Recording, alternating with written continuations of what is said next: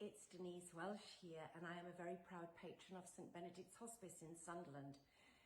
I'm wearing yellow on Sunflower Day to try and raise as much money as we can to help this wonderful place maintain the service that it provides. I've been lucky enough to spend time on several occasions with the patients, their families, and the wonderful staff, and I'm bowled over by the work that they do, and St Benedict's really has my heart.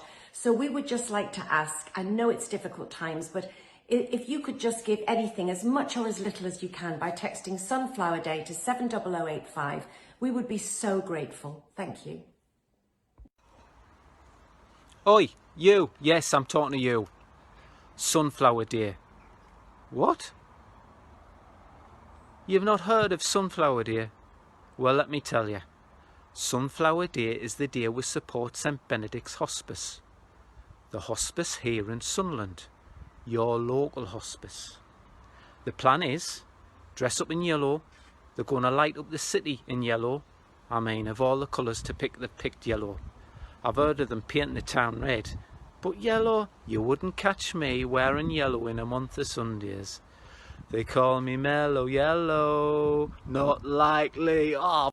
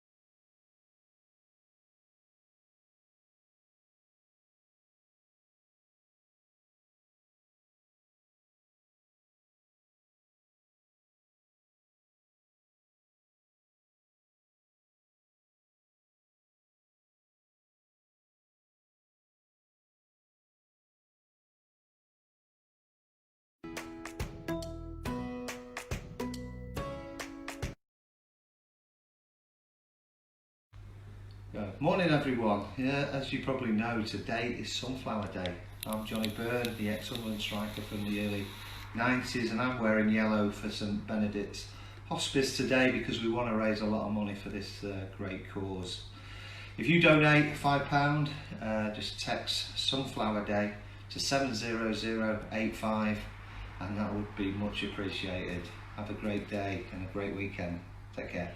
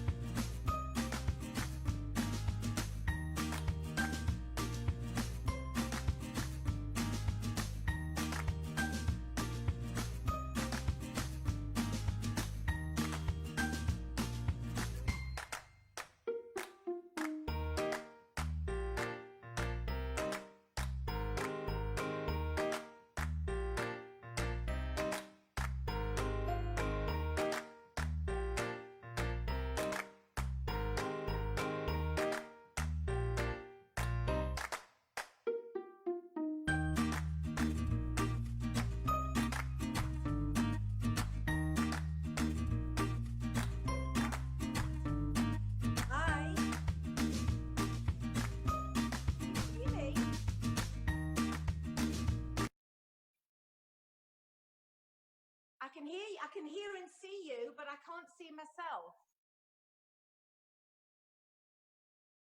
I can see you clearly in your yellow t-shirt.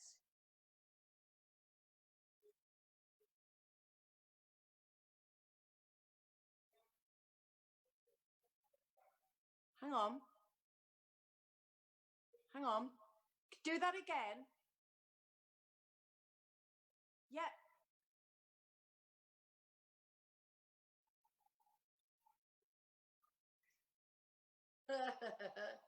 Okay. Whoops, let me just... Oh. You there? Yes, I'm good, thank you. I'm just getting this at the right angle. Yeah. Okay, so just take me through what I'm doing.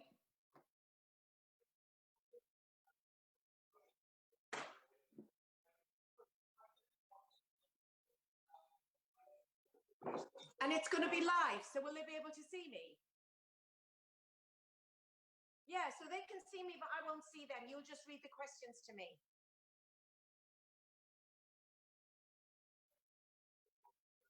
And then will it record so that you can post it to people who don't get to see it live?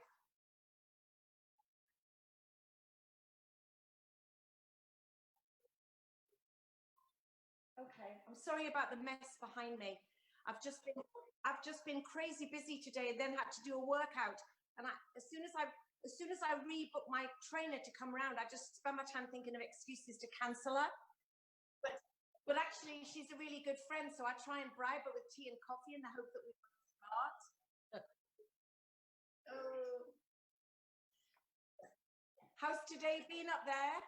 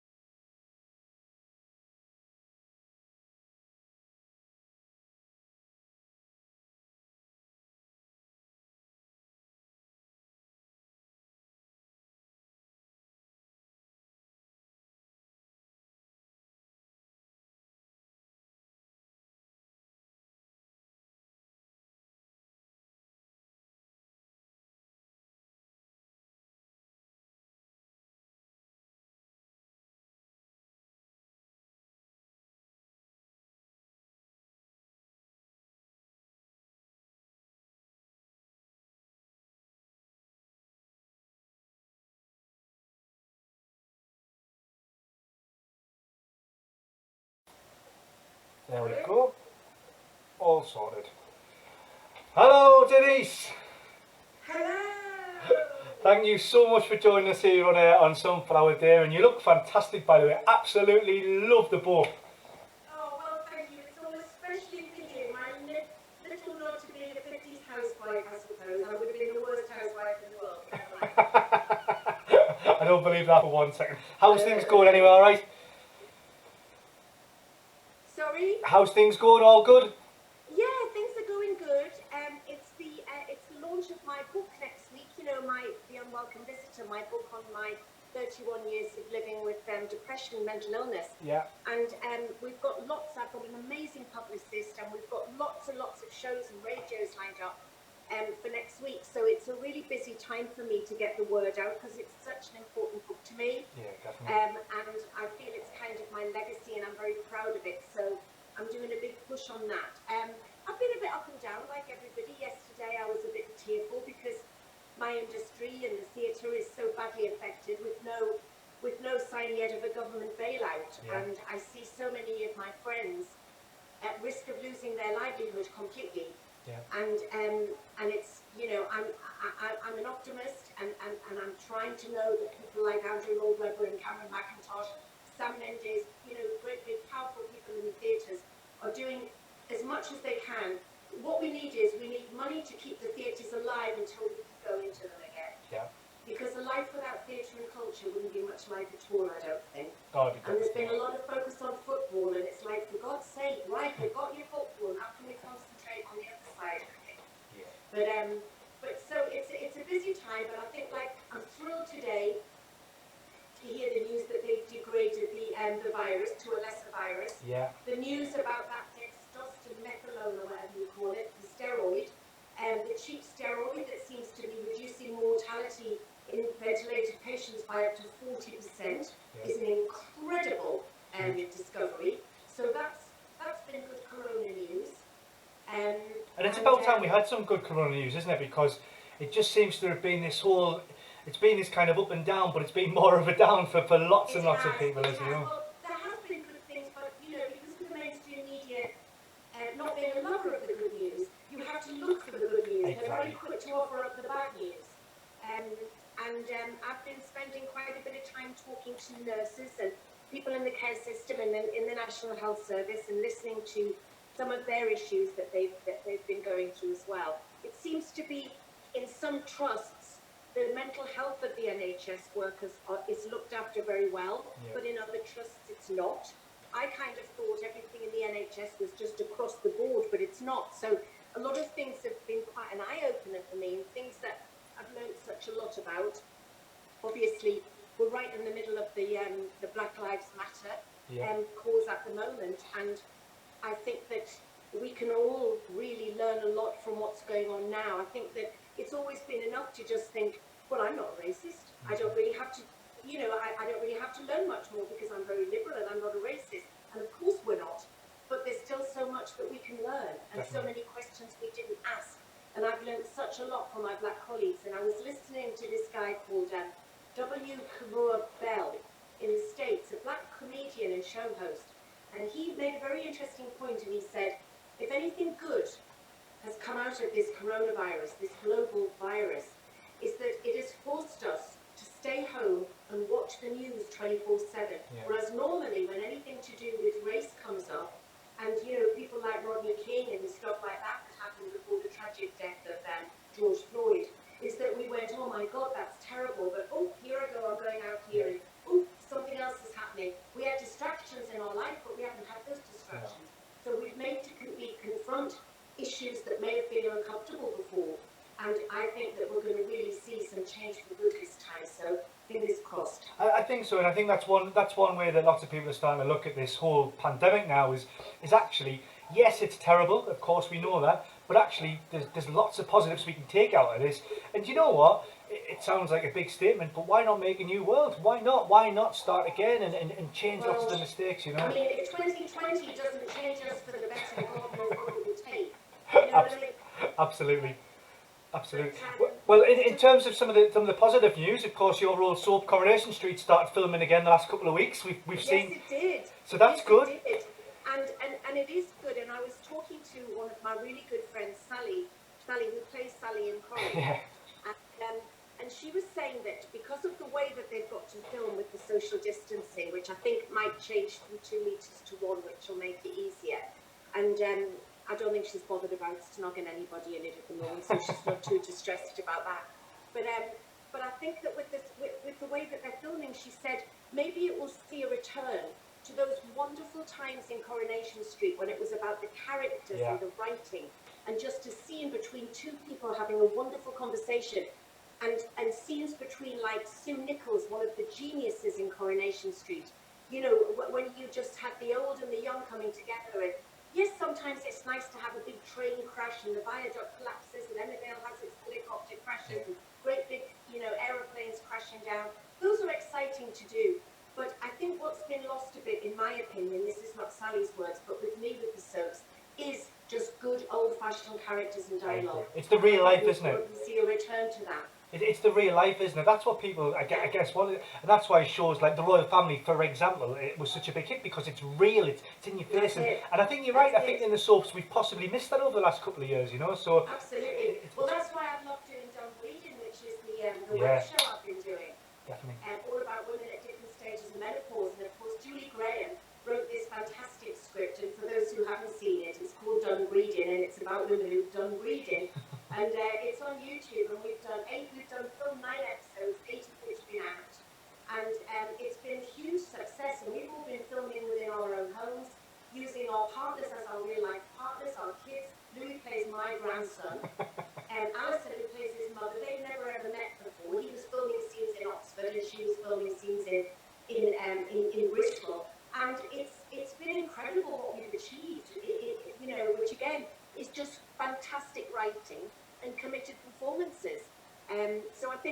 a lot in our industry as well. We just need the theatre back. Yeah, we need to get the theatres back, and I know it's going to be one of the longest things to come back because of the social distancing. Because the whole thing about theatre is that you want to be cheek by jowl with someone, sharing this wonderful experience. You don't want to be separated. Yeah. So we've just got to find ways of keeping the theatres alive until then. But we're making progress, slowly but surely. Definitely. And interestingly, that brings us, I guess, to one of our first questions, actually. We've got Emma, who's from Sunderland, and she's just asked, she saw you in Calendar Girls in Sunderland. Lovely. She said she loved it. And she just asked, what is your preference? Is it stage or TV acting? I think that most actors would say, well, to be perfectly honest, Emma, I'd love to just be able to have the choice, but you know, as a jobbing actor, you kind of take what comes really, and both have their own joys. But I think that most actors would say that often their first love is the theatre, because once you're on that stage, you're in control. Whereas unless you're the executive producer, which I'm not going to be in my lifetime of anything I do, and particularly unless I make it myself, I don't have control. So once I give my performance, once it gets into the editor, they can make or break your performance. And when you see it, you think, you know, I didn't make that great a leap. I didn't do that. I did anyway. So I would say theatre, but the older I've got, the more frightened I've got. So I've got to make a decision as to when I do things, because theatre takes you away from home a bit more often. And also, I get so nervous these days. So I like a bit of both. Good. Funny enough, speaking of Calendar Girls, we had Trisha on earlier, who of course you know, Trisha Stewart. Did you know Trisha? Yeah, Trisha did a Pilates session for us, which was really good. Yeah, she's a Pilates instructor, which I didn't realise, but she's looking fantastic, and she sent a pass on her regards to you anyway, Denise. So, oh, that's lovely. I miss the girls. So that was lovely. So we've got a question from Debbie here, also from Sunderland, and she's just asked you your time in Coroners Street. She said she's a massive Corrie fan. She said, what's your favourite memory? And is there anyone in particular that you really loved working with? Is anyone you've really got big admiration for? Oh, I thought you were going to say loads were. Well, it's interesting because, I mean, it's 20 years ago this Christmas that I left Coronation Street. 20 years ago. So because Louis is 20 in April and I left when I was pregnant with him. So, so 24 years ago since I joined. I can't believe it. Actually, I can remember the day as if it was yesterday. I had a very mixed bag of memories from Coronation Street, because it was a show that I'd always wanted to do. I mean, I used to write begging letters to the casting director, Judy Hayfield, and so when I got the part of Natalie, I couldn't believe it. I remember driving past the Metro Centre in Newcastle, you know, pulling up and parking when I got the news and telling my mum and dad. And I was only meant to go in for 17 episodes, and of course I ended up staying for 4 years. So I've got very, very, very many happy memories. I think that first storyline with Kevin Webster was possibly the most exciting time, because nobody had ever thought that the Websters would break up. And Natalie was going to be a character that was only ever going to be in it for 3 months, because nobody could ever see past this woman coming in, seducing Kevin, and then everybody thought that she'd go away and Kevin and Sally would get back together. But people started to love to hate Natalie, and the writing was at an all-time high then, I think.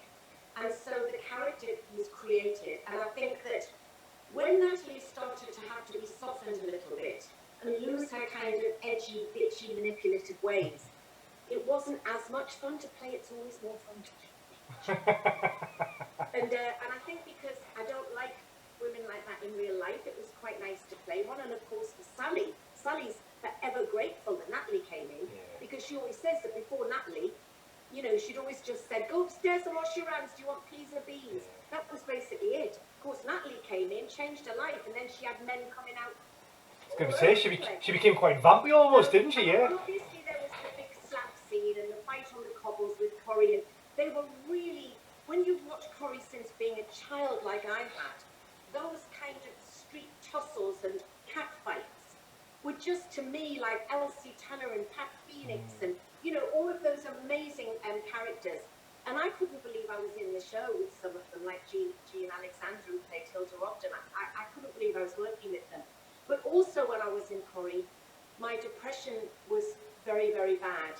And my self-medication started as a way of trying to deal with it all. So I've kind of got a real mixture of memories of it. Some very happy times, but some sad times, but a very interesting time of my life. I read a little bit. I'm sure I read a little piece earlier. And it was from your book, and it was a little extract. And it was just saying, obviously, Corrie kind of projected you right into the world, and everybody knows who you are. And that was, even though you'd already been in Alvida's in Petting Things by then, and Soldier and things. I guess really with Corrie, was it just a different level? Was it? Yeah, I mean, I've been in Spender and in Soldier, and so, you know, I was apparently the first actress to go into Coronation Street having had a profile of any kind. So the press made a massive meal of me going in because I was a bit known, because, you know, Soldier was a very popular, successful series, but it was like there was one series a year.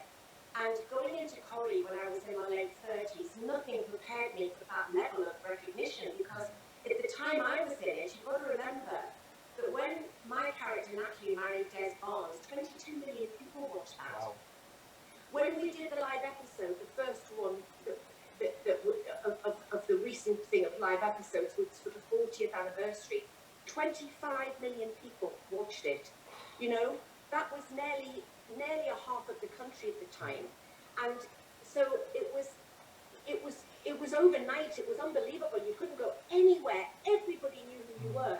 I went to Los Angeles and I was recognized by people. You know, Canadians would get mob you in the street because they used to come over just to go to the Corrie tours, and we had the Grenada tours. And I used to get a bit worried about the youngsters because I was kind of old and ugly enough to deal with it then in my late 30s. But some of these young kids who came in at 16 and 17, things have changed now, but they weren't given much guidance or support, and they had no idea how their life was going to change. And, you know, thank goodness social media wasn't around then, because the amount of people that watched it, the trolling that would have gone on. But it was a difficult time for them. So I used to say, you know, we should have a kind of a starter pack, you know, and sort of guide people through a little bit, and that eventually started to happen. But it was it's unbelievable to do a show that's watched by that many people. Good. So we've got a question here from Hannah, and Hannah has said, how funny and how good is it doing Sunday for Sammy? She said, I absolutely love it. She said, what's it like doing the show? Oh my God, Sunday for Sammy is emblazoned in my heart, and always will be. And we had our 20th anniversary. We do the show every 2 years, and you'll know if you watch it. It's really funny, you know, because every single 2 years when we're stood backstage, we always go, can you believe it's 2 years? Every single time, the same word, yeah, I'll believe it's 2 years. And we'll say things like, well, last year, no, it wasn't last year, it was 2 years. You know what's great? It's really kind of skin of your teeth productions, because Ray Laidlaw from Linda Swan puts the actual stage show on, and Jeff Wonfer from the Tube and the Beatles documentaries, he directed for the cameras, for the DVDs. And so there's so much going on behind the scenes before it's on there. But until the day, we're still not sure exactly what we're doing. I mean, we have a rehearsal, if we're lucky, on the Saturday, which is literally go on, make sure you can be seen by the cameras, off you go. And then you're on the Sunday night, and it's terrifying. It's absolutely terrifying. Now that we're in the arena, it's like 12,000 people there. You know, the City Hall, we always did it, and then it got too big for the City Hall. And we worried that we would lose the atmosphere in the arena, but we haven't. And I was actually just thinking about that the other day, thinking, my God, February of this year, we were all just doing Sunday for Sammy. Little did we know that in less than a month, our lives would change as drastically as they have. Unbelievable, as we were all crammed together in this wonderful theatre enjoying the show. So the DVD's nearly ready for release, and apparently it's a cracker, but it's just great. It's Geordie Rama, it's the Geordie Mafia, and every Geordie who can is there. And I've just got some fantastic, memories of all through the years. I mean, Matthew's done it. My dad's been in one. Louis's been in one. He was in it again this year. Obviously, Tim was one of the founders of it, so he's very much the mainstay. Jimmy Nail returned this year, and so yeah, all good. Very, very, very happy memories, and we've made such a lot of money for young people wanting to get a leg up into this industry, because by God, it's hard. And so they apply for a grant, for the Sunday for Sammy grant, whether it's a drama school grant, music, if they need a computer, if they're a writer, if they need equipment, if they're a band. And it was, of course, all in memory of our dear friend Sammy Johnson, who played Stick in Spender and was Tim's best friend. And he died, and it's in his memory, because he was a lad who had nothing growing up, and it was hard to get into this industry. So it's obviously in his name. So I'm glad you enjoy it, Hannah. No, it's lovely. And we've got a question here from Dave, and Dave just says, if you could be in any show or any other soap that you could pick right now, what soap would it be, apart from Coronation Street? Okay, it wouldn't necessarily be. The thing about a soap is that it's so. The trouble is, I love working. At my age now, I love working, Dave, but I also like not working. So the trouble, once the flights are back on again, I like to be going away, and I kind of like being at home. So lockdown in the early days was quite good for me, and Lincoln and I like being together. And so a soap opera, I never say never, and I'd love to go in and do a good storyline, but a soap opera is an incredible time commitment. You're kind of there from 7 in the morning till 7 at night a lot of the time. I'll tell you a series that I've just watched that I loved, which was Succession. Have you seen it on Sky? I haven't actually, no. Oh my God. A big glossy show. Is this a box set recommendation, Denise, is it? It's what? Is this a box set recommendation for us, is it? Oh, fantastic. Oh, absolutely. Right. Absolutely. And because it's all set in a big media company, don't let the kind of business jargon put you off, because it's kind of not that relevant. Right. It's just about this media family, for example, running a corporation like Warner Brothers or Universal, and the performances are stellar, and it's unbelievable, and so yeah, and I'm also fingers crossed for September. I'm involved in a wonderful project called My Life as a 50s Housewife. Ah, wow. And it's filming in Bulgaria, and it's set in America, and my character is American, and this basically, I can't give much away, but it's a character who goes to a time portal in Central Park in New York, who comes out from 2021 to 1953, and how she re-educates the women about how life should be, and it's a great project, and I'm very, very excited, and we just hope that we can start filming in September. Can we get a sneak little peek of your accent there, your American accent? Can we get a little sneak one? I don't care where she's from.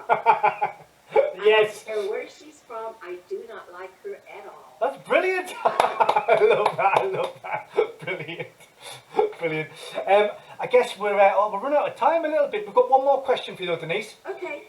And it is from Tracy, who is from Pennywell. And Tracy has just asked, obviously you're from the North East, what is it you miss most about the North East, and how often do you get back up here? Yeah, I mean, to be honest, Tracy, I don't have to miss it that much, because my family are up there. I come up there as much as possible.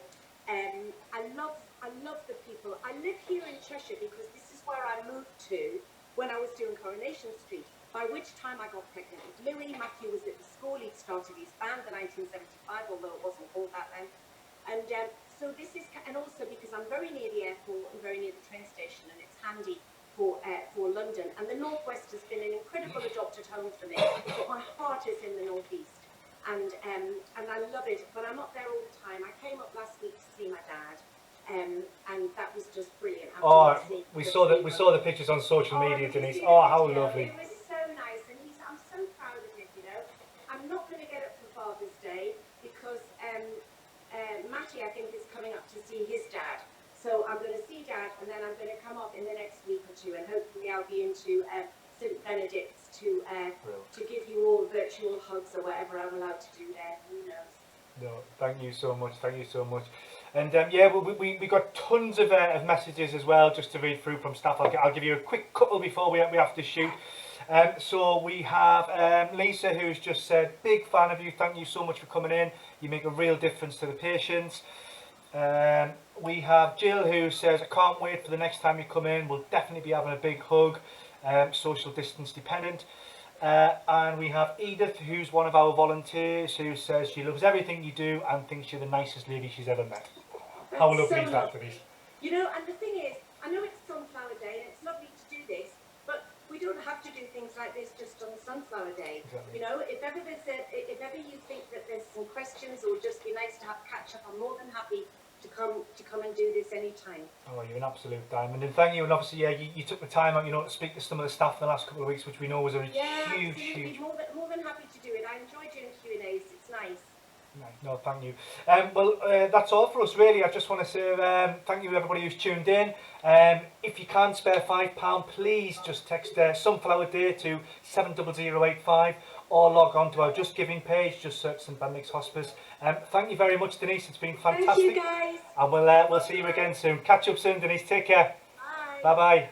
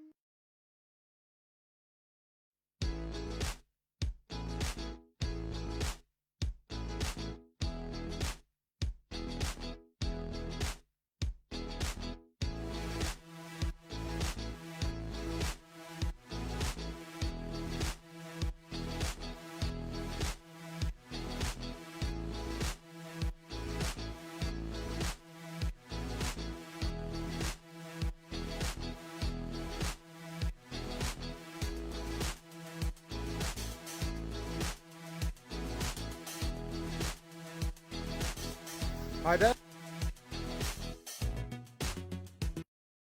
Sunflower Day, so I've got a little yellow bag to wear. So try and wear something yellow and support St Benedict's Hospice in Sunderland. And if you want to support and send a text and a little donation, you can text us 70085. Thanks a lot. Hi, my name is Mary and I'm coming to you on behalf of our team at Cell Nutrition and Totem Sport, a Sunderland-based company that provides products for optimum cellular health and fitness. At Cell Nutrition, we're supporting St Benedict's Hospice on Sunflower Day because we believe in its holistic approach to palliative care for both patient and families. We have a history with St Benedict's, one which grew stronger during the early onset of COVID-19, and we donated our hydration product, Totem Sport, to the caregivers to support them through optimum hydration. We'll be wearing yellow and encouraging others to do the same, promoting the day across our social media channels and shining the spotlight on you. A heartfelt and sunny thank you from everyone at Cell Nutrition and Totem Sport.